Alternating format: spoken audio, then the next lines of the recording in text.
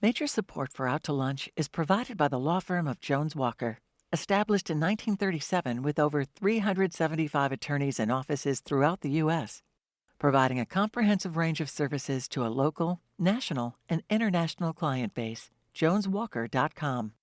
And by Luba Workers Comp, a regional insurance carrier dedicated to providing reliable workers' compensation coverage to employers and workers in 13 states across the Southeast. With personalized service, trusted expertise, and tailored solutions, Luba helps businesses protect what matters most. Discover more at lubawc.com.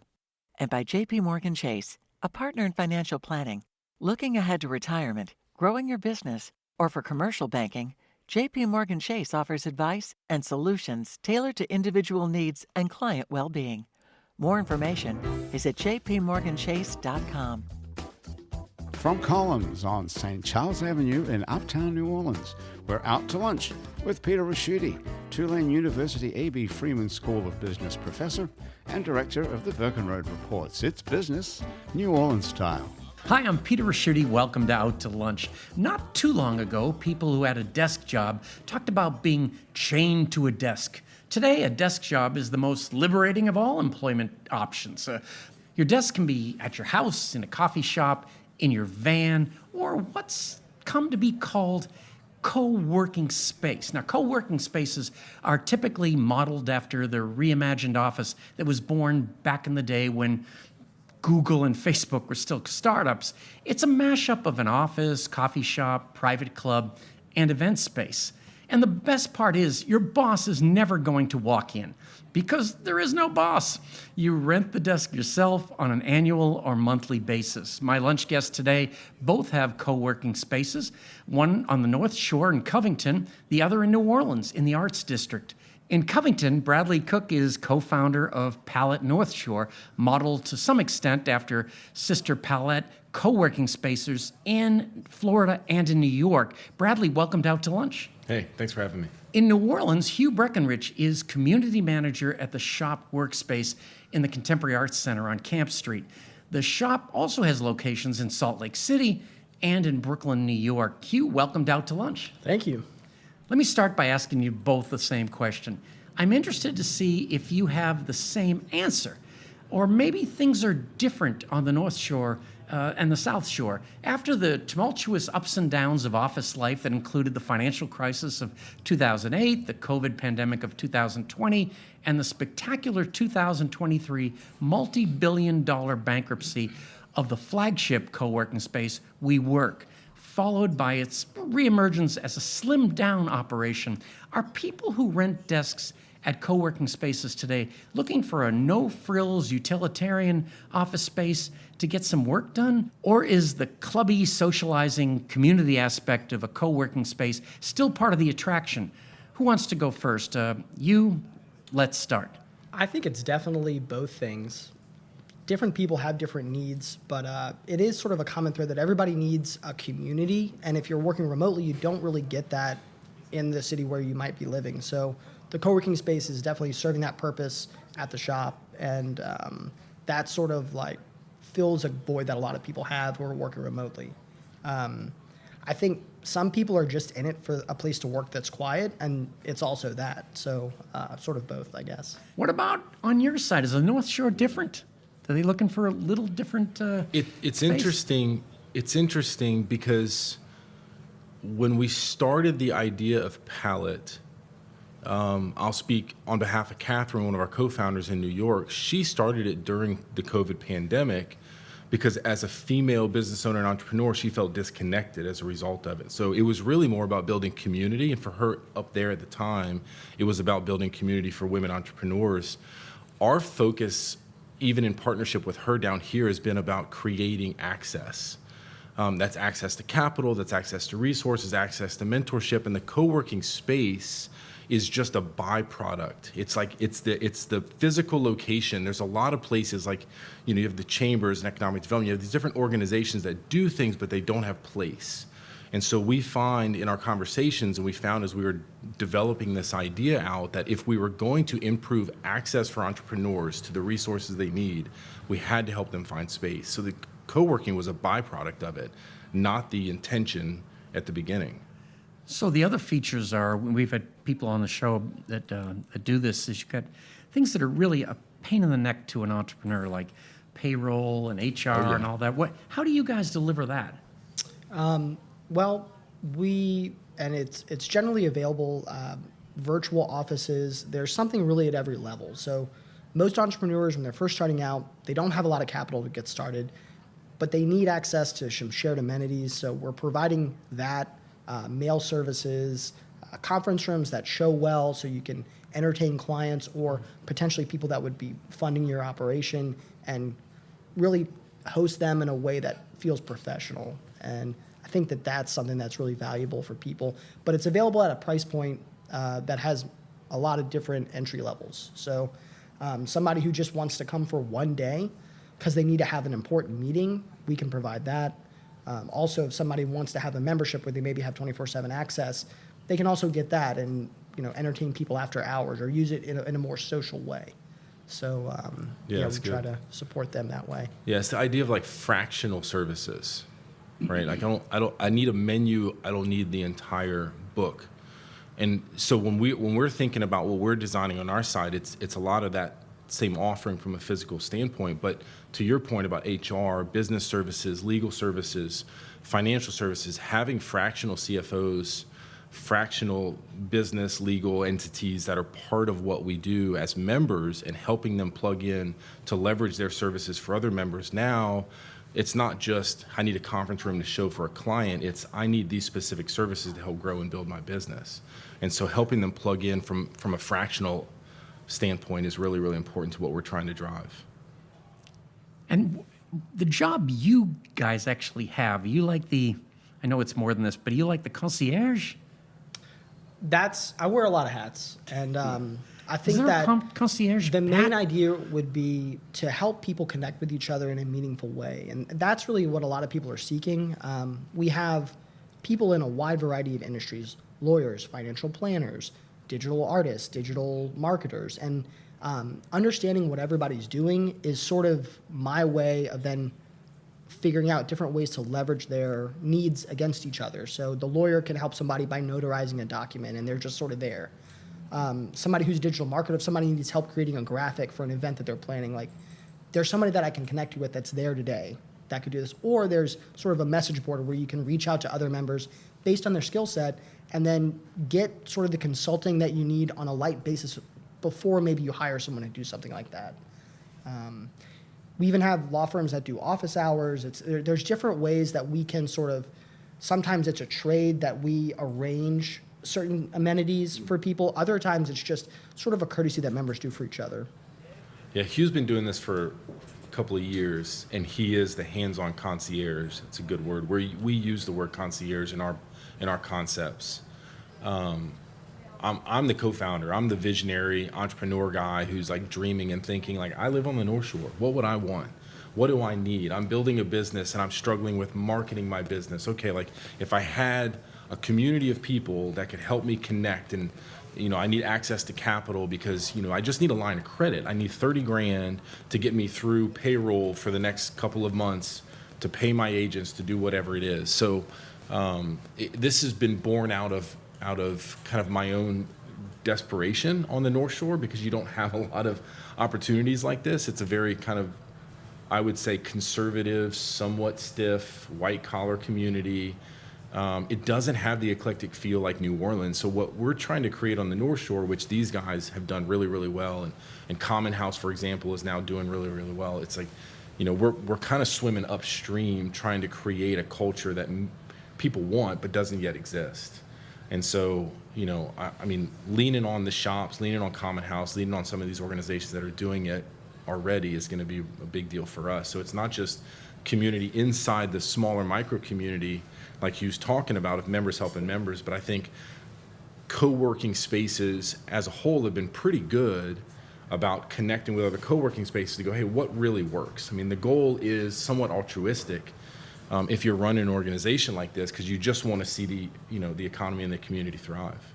And what drives a customer? I guess it's different customer to customer, but is it price sensitive or amenity sensitive? What do you think it is? It It's got to be different for everyone, but Yeah, I think like co-working generally has something in common maybe with sort of like Airbnb or even Uber, where it's like if you have a resource, if you are able to split it up and allow multiple people to use it, it's going to provide better value for everybody. So, I mean, with that value, you can provide different price points based on what people need. Sometimes people that are doing business overseas and they need late night access to a space that has all the amenities.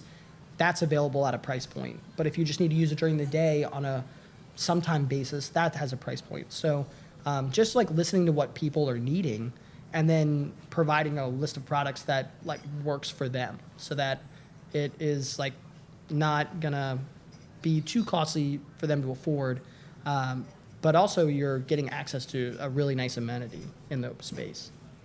you know, one of the things that hit me when I started looking at these operations is it seems like there isn't much of a barrier to entry. So you must be having to keep up with things. You've got to be offering things that the other person isn't. How do you do that? Oh, you take that one. Yeah, I think that this is more popular than ever. We have a waiting list for offices because we have a probably top of the line product, but you know, there's different types of co-working spaces for different people's needs. So there's also something happening where the demand really is growing. So spaces are opening all the time. In the past 5 years, probably 5 or 6 spaces have opened. And we haven't seen our business slow down. It's really just accelerating. I think people are, you know, tending away from larger sort of high-rise offices into something that has more of a community feel where it's a little bit more open.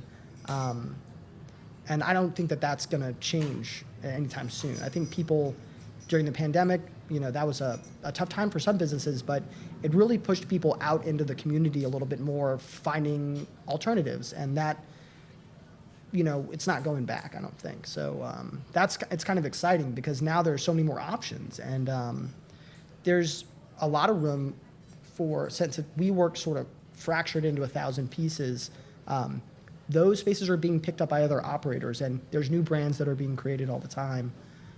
There's a lot of ways to like leverage the, you know, partnerships between brands is valuable to people that are traveling. So there's different things you can do with networks of co-working spaces that are providing people who are traveling like this, like, I guess, level of access in a lot of cities.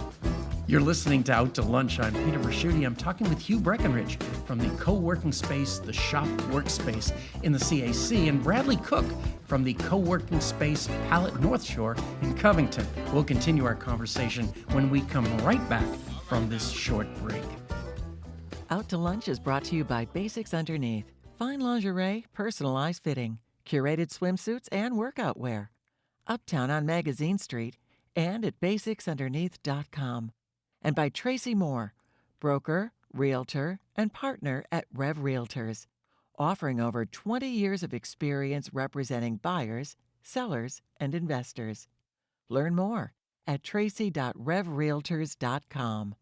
Additional support comes from NOLA Massage, a professional bodywork studio on Magazine Street, Uptown, offering a full range of bodywork, including therapeutic and lymphatic massage, cupping, and infrared sauna. More information and online bookings are at nolamassagetherapy.com. And from Bougie Bologna Company, made in Cajun country from 100% naturally smoked pork shoulder, Bougie Bologna is premium deli meat to go. In the meat department at Rouse's Supermarkets or at bougiebologna.com. It's bougie, baby. You're listening to Out to Lunch. I'm Peter Raschuti. I'm talking with Hugh Breckenridge from the co-working space, the Shop Workspace in the CAC, and Bradley Cook from the co-working space, Palette Northshore in Covington. Bradley, I was going to ask you, if I was looking at the profitability of these kind of co-working spaces, what is it driven by? Is it driven by occupancy rates, things like that, like a hotel would be? I mean, to some degree, sure. Like there's got to be a level of sustainability that you got to have by whether your KPI is number of total members, number of offices that are rented, whatever those KPIs are. Can you, just for esoteric, a KPI is? Key performance indicator. Okay. Yeah. So as you're looking at your numbers and you're planning your space out, you're making some determining factors based on what you expect and what you need to see. You can always, modify and change. But I think going back to the idea of value proposition, it's the spaces that are going to be successful, that are going to continue to survive, are going to be the ones that are, ear to the ground with their members and understanding like what is the value and is the value changing.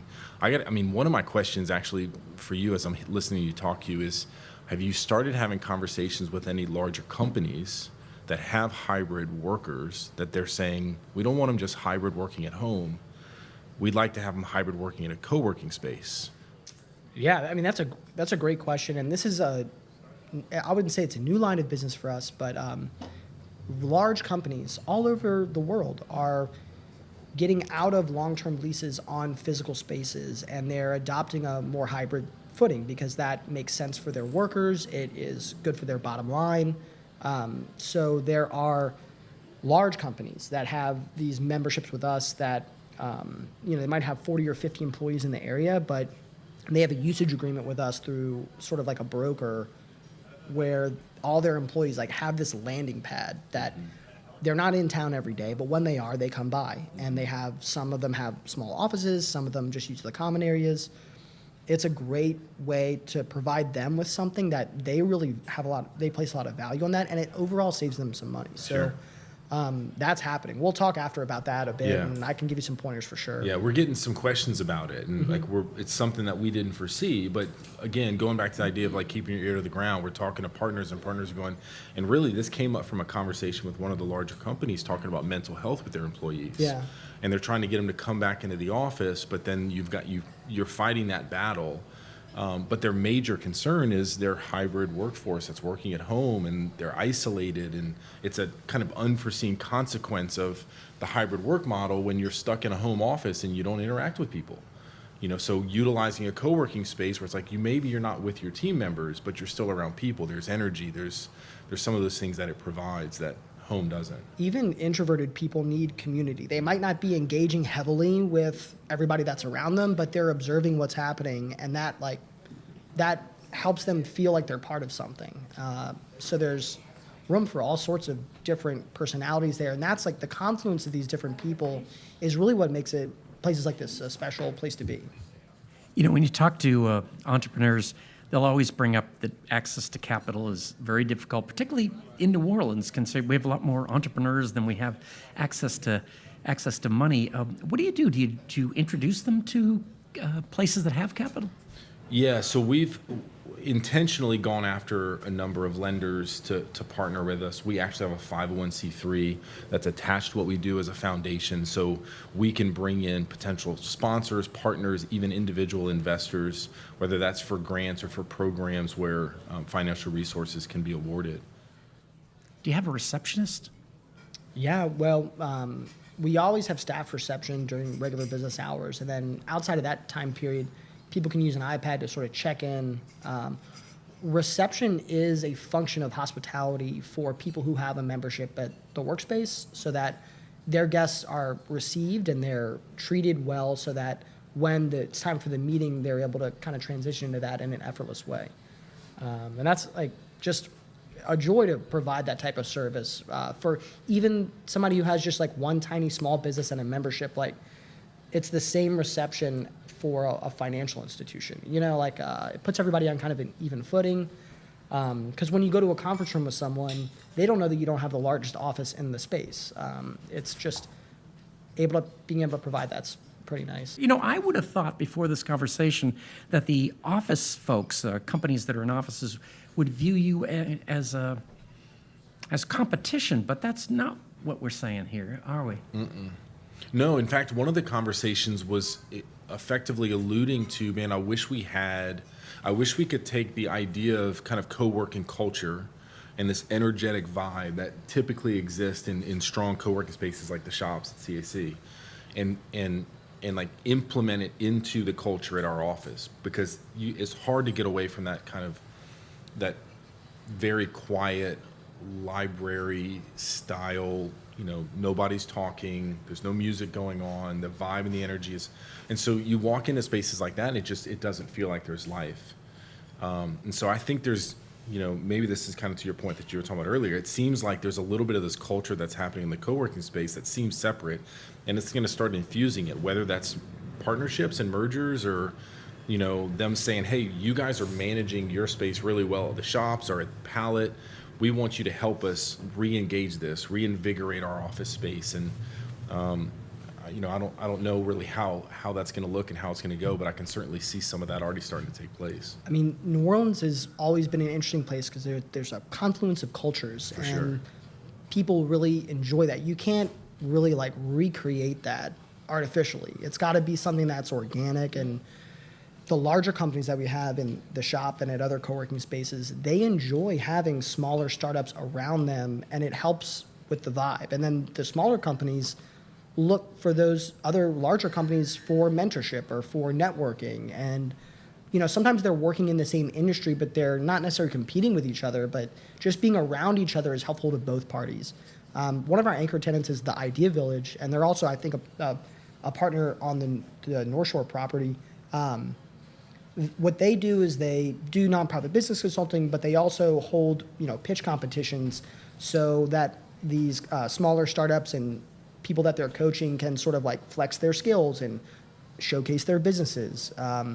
We don't have like a foundation like Pallet does the funding, but what we do have is like this stage where people can do the pitch competitions, have networking events. We pull in partners for the things that we don't have. Like if you want a gym membership, you get a discount. If you want to meet a venture capitalist, you can talk to the Idea Village or another entity that's doing economic development like Geno Inc. or LED. And those entities are sort of who we look to for programming opportunities. And we make that easy for them by providing this like undergirding support when you want to have an event. Maybe you choose a caterer, maybe you have to have some volunteers or something like that, but we're really kind of like helping you host that event and making it so that it's sort of effortless, I guess would be the idea. Do you get a reference on people coming in? Like you call them and it's like, oh, he's an axe murderer. You probably shouldn't have him in your space. I mean, doing research about the customers and potential customers and people, just keeping your ear to the ground about like what's happening and like news and things like that. You just never know when that's going to be able to help you engage with someone and then feed that back into new memberships or just like maybe partnerships or helping another one of our members or something like that meet someone. So that was like one of the first things that my predecessor sort of taught me coming in was like, get on all these newsletters, find out what all these organizations are doing, like check in with them regularly to make sure that if they're hosting something or want to host something that they remember that this is a place to do it, It's probably a sensitive question in this industry, but what happened to WeWork? I know it was run by a kind of a controversial guy. Is it just too fast or? Yeah, I think it's like overextending, growing each location intentionally with like a tight team, not signing to open 1 million locations.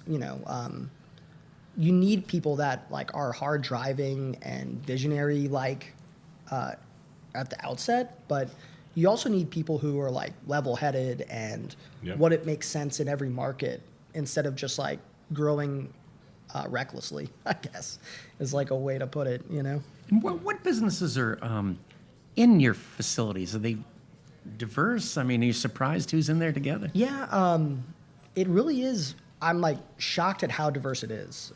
We've had hospitality companies that manage restaurants, financial institutions, financial planners, a lot of digital marketers, a lot of creative people. Our location is located inside the Contemporary Arts Center building.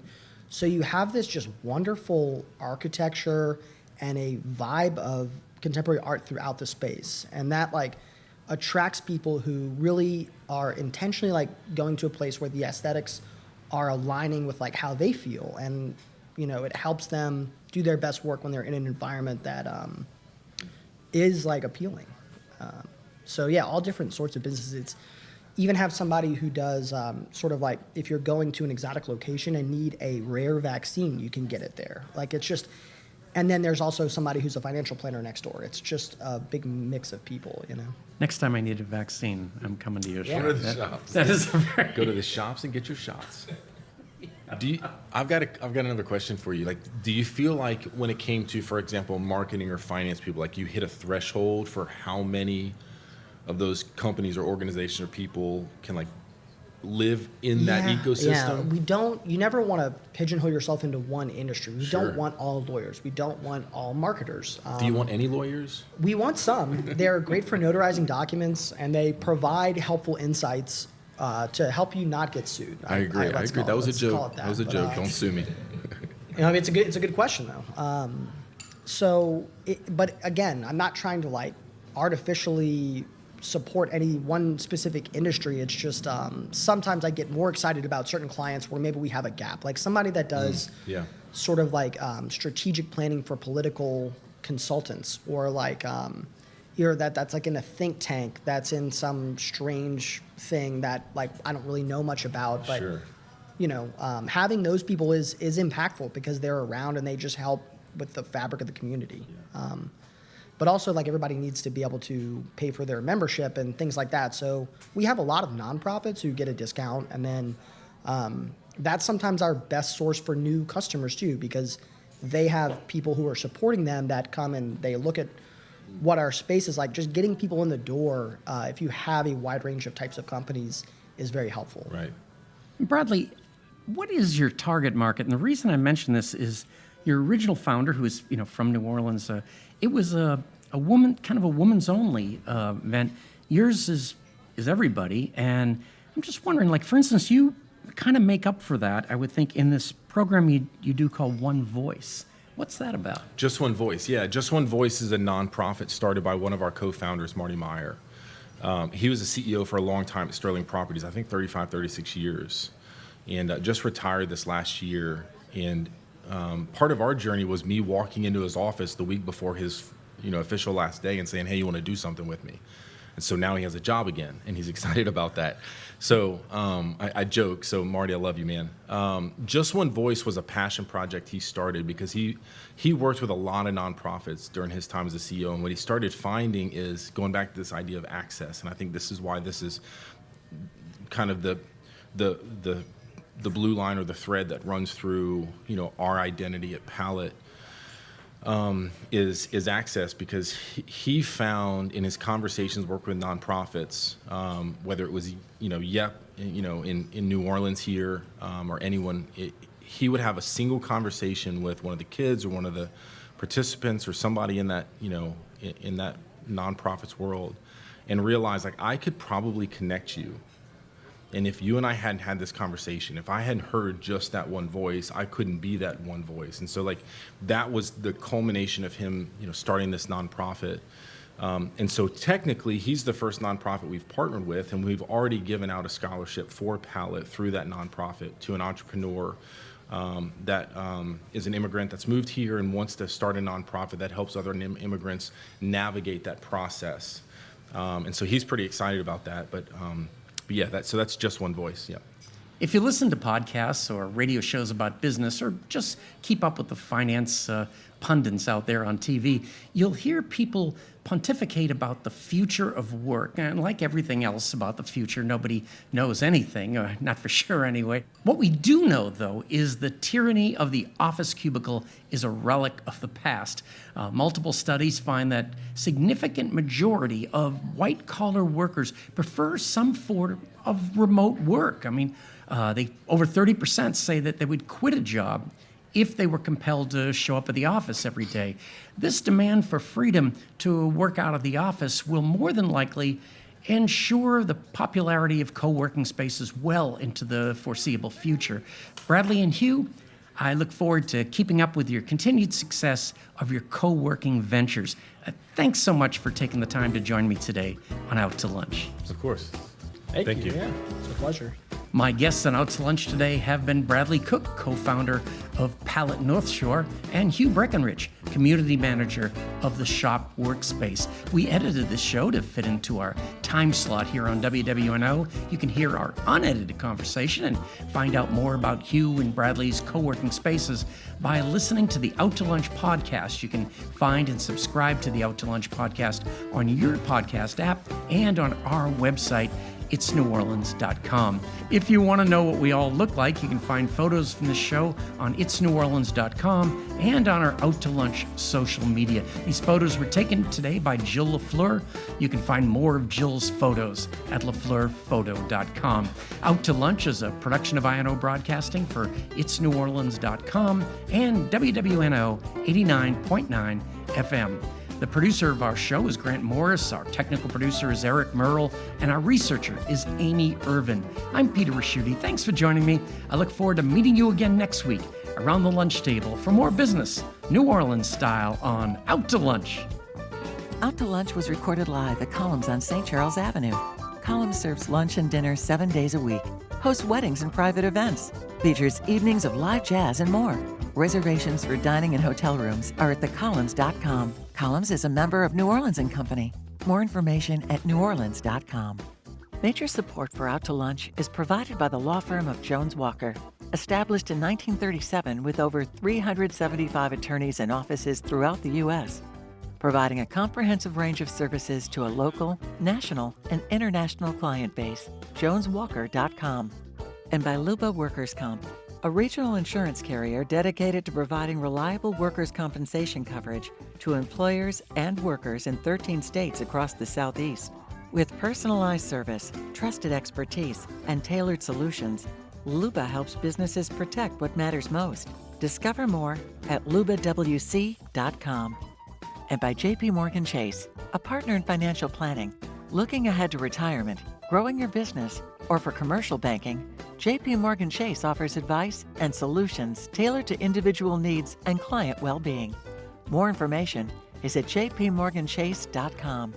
Mitchell Foreman wrote and performs all the music on Out to Lunch. You can hear Mitchell's music anywhere great jazz is sold or streamed, and at mitchellforeman.com.